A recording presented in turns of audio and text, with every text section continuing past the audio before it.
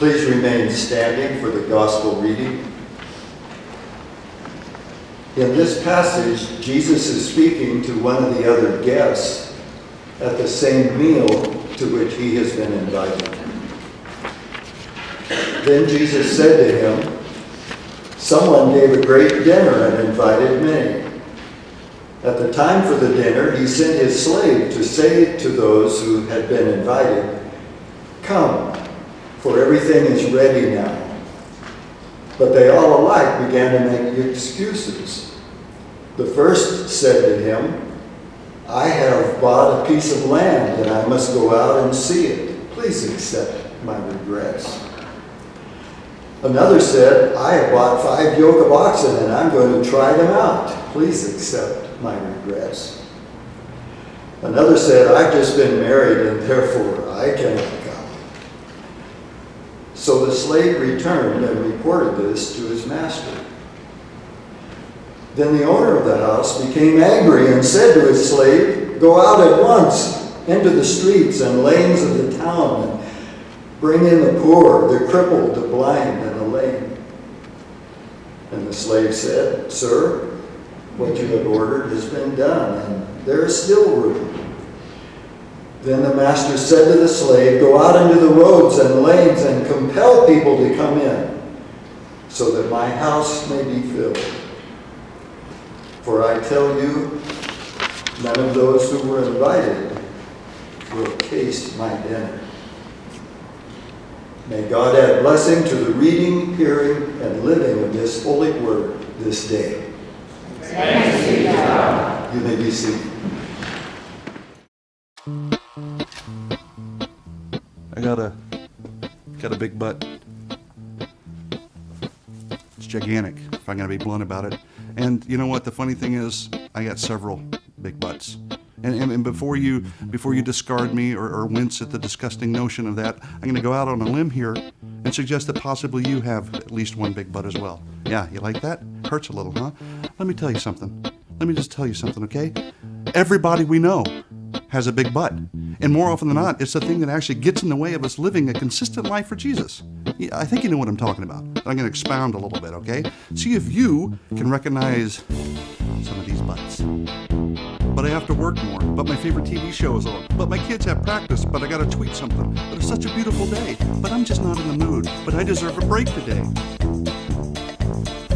You see, everything kind of interferes with my life of just living an authentic life for God, okay? And more often than not, it always has something to do with some sort of butt, okay? Even the littlest of butt can distract me. It really can. The littlest butt can make me think, I'm not going to pray today. I'm not going to think about it today. I'm not going to deny myself. I'm not going to read the Bible, blah, blah, blah. Whatever God asked me to do, I seem to have a butt for it and get away, okay? And the most horrendously big butt of all time is the butt that gets in the way of me just hanging out with God and reading His Word. It's true. Think about it. All the times you're about to open that, and all of a sudden a big giant butt gets in the way. A butt, much like one of these.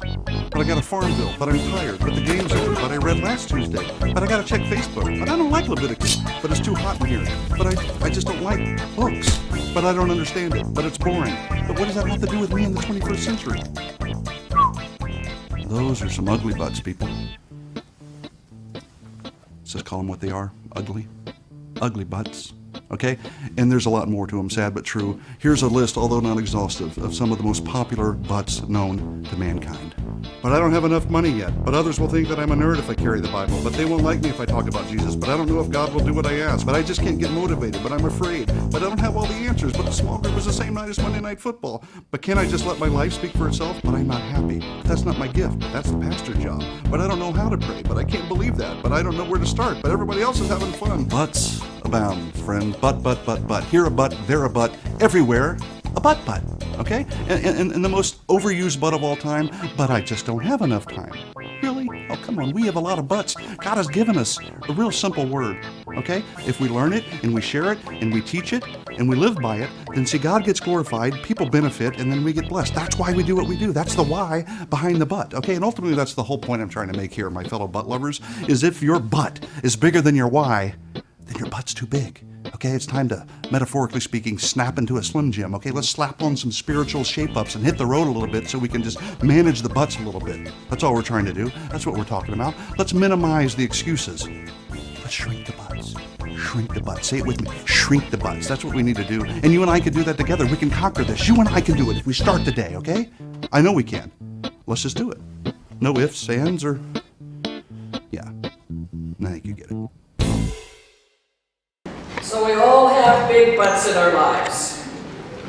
No one is exempt. None of you get to say, I've never done that, because that wouldn't be true. And we have lots of examples of butts in our faith. Down through the ages, there have been a lot of butts recorded. The first ever recorded was a conversation that happened between the first human beings and God. Maybe you remember Adam saying to God, but Eve gave me the apple. And then maybe you remember that Eve said, but the snake told me it was okay. And maybe you can remember when God called Moses. Moses had a big butt too. He said, but God, I'm not a good speaker. No one will listen to me.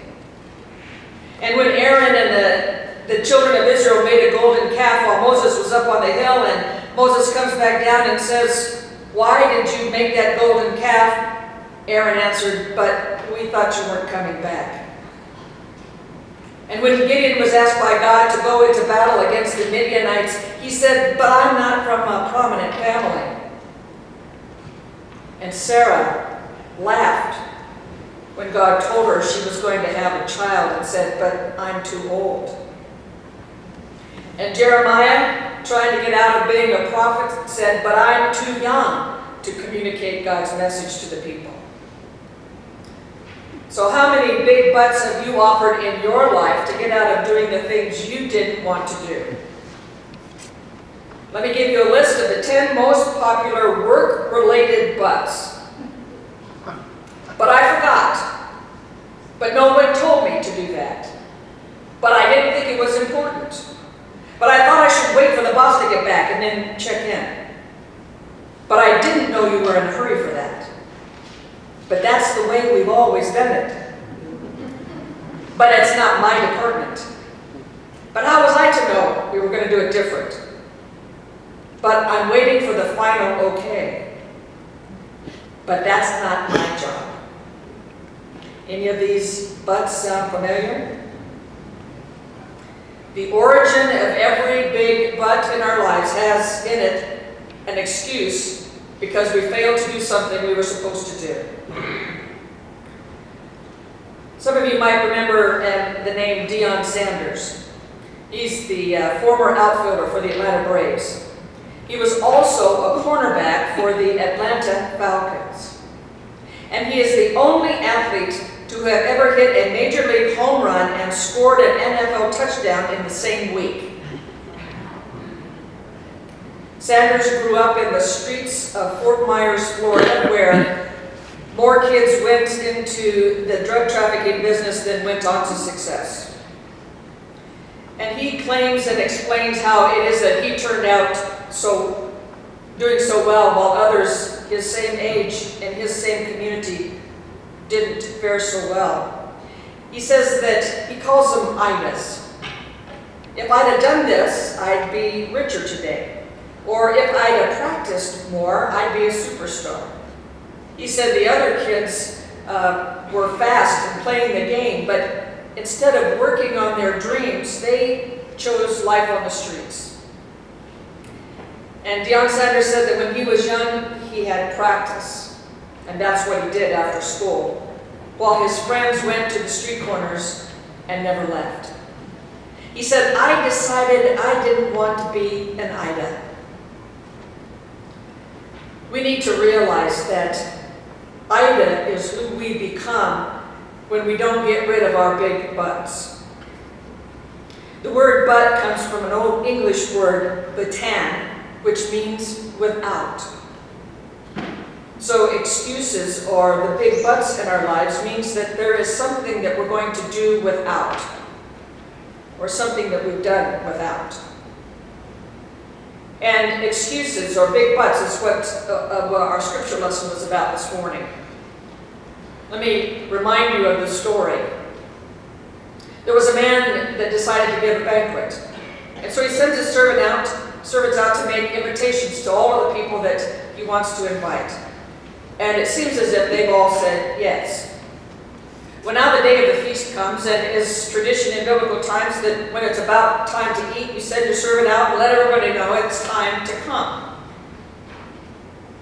And we know from the story that as the servants went out to let folks know that it was time to come and eat, several of the guests had big butts. The first one said, "I just bought a piece of land, so I can't come. I have to go see and make sure it's a good deal." And the second butt came along when the invitee said, "Well, but I just bought some oxen and I have to go try them out." And then the third invitee had a big butt and said, "But I recently got married and I have new responsibilities to take care of." Now I think it's interesting that somewhere along the way between the first invitation and the all is ready notice that went out, that a lot of stuff happened. You know, life is like that, I get that. But my first question is, why did they say they would come to the party in the first place? If they really didn't intend maybe to do that. And how couldn't these activities that they say they had to take care of that were so urgent, couldn't they have waited just a little bit? Could they have gone ahead and gone to the party? And you may say, okay, well, I understand. Some things come up at the last minute that you can't help. So maybe, getting the deal signed and the final papers done for the piece of land that happened at the spur of the moment, and okay, maybe getting the oxen was a big deal, and it just was important that you go out and check and make sure you got a good deal on those. But surely the man who was getting married knew that was coming up before the feast was happening, right? How could all of these people have so little regard for the invitation that they had accepted? What was so important about what they decided they needed to do that they were able to instead let a butt get in the way of their attending? And what about all the time and expense and effort that the host put into getting the party ready? Doesn't that count for something? But for a moment, all of those folks let the big butts in their lives get in the way.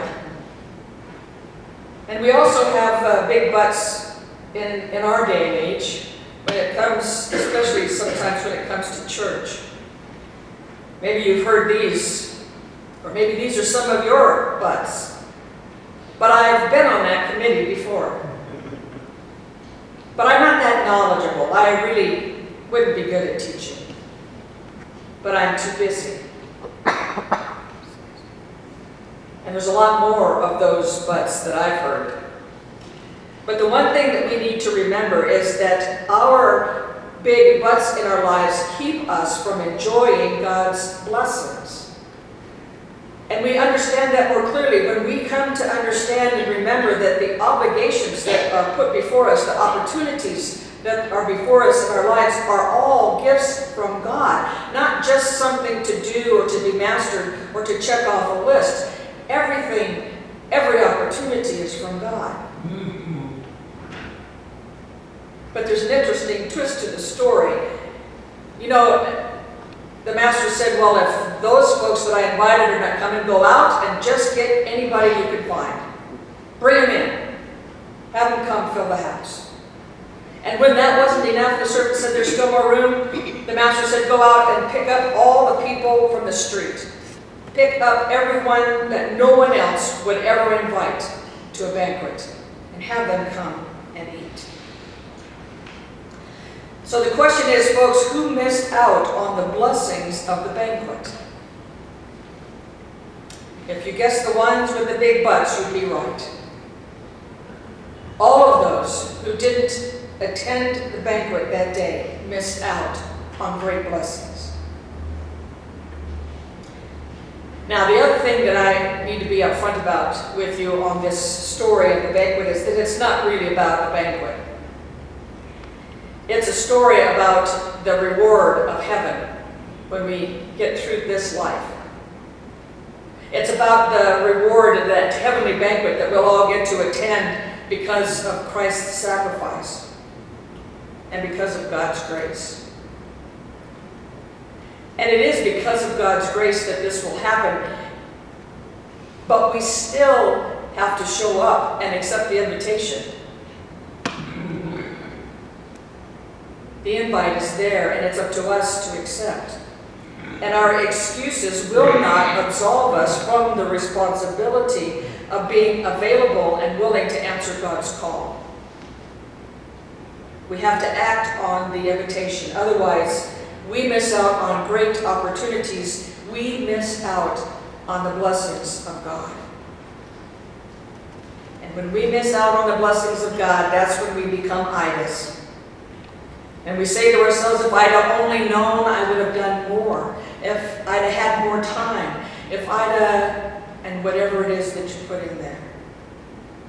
If we truly desire to go deeper in our relationship with God, then we have to lose all of the excuses and be willing to graciously accept the invitation to faith that God asks us to receive. An invitation that we cannot let any big but get in the way of. But we're good at those things, aren't we? We're good at telling God, but that really doesn't fit with my plans. God says, I would like you to do this thing, and you say, but I want to go do this. And then God says, I would like you to do this thing, and you say, but I really would rather go a different direction. And after enough times, God says, finally, go ahead, try it your way. And then we come back and say, but I thought it was going to turn out better. And we discover that when we let our excuses in following God's will for our lives turns out poorly, we always have an excuse of why we didn't do it that way first. Our buts in our lives are incredible roadblocks to the maturing of our faith. Our big buts keep us from reaching out to communities, from sharing our faith with others, from being able to let everyone know the great goodness that comes from knowing God's love. We let the big buts in our lives keep us from inviting people to church because we say, well, I've already invited them, but they won't come.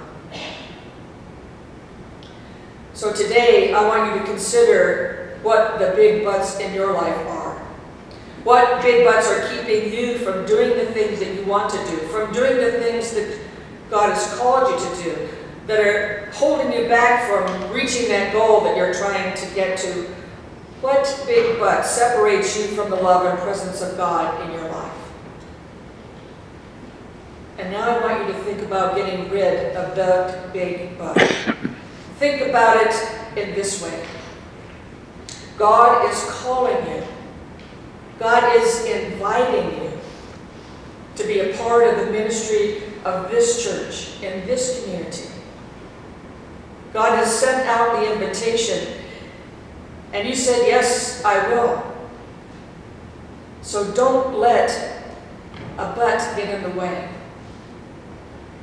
Whatever it is that your something is that God has called you to do, whatever that something is, don't let a big but get in the way of your doing that thing for God.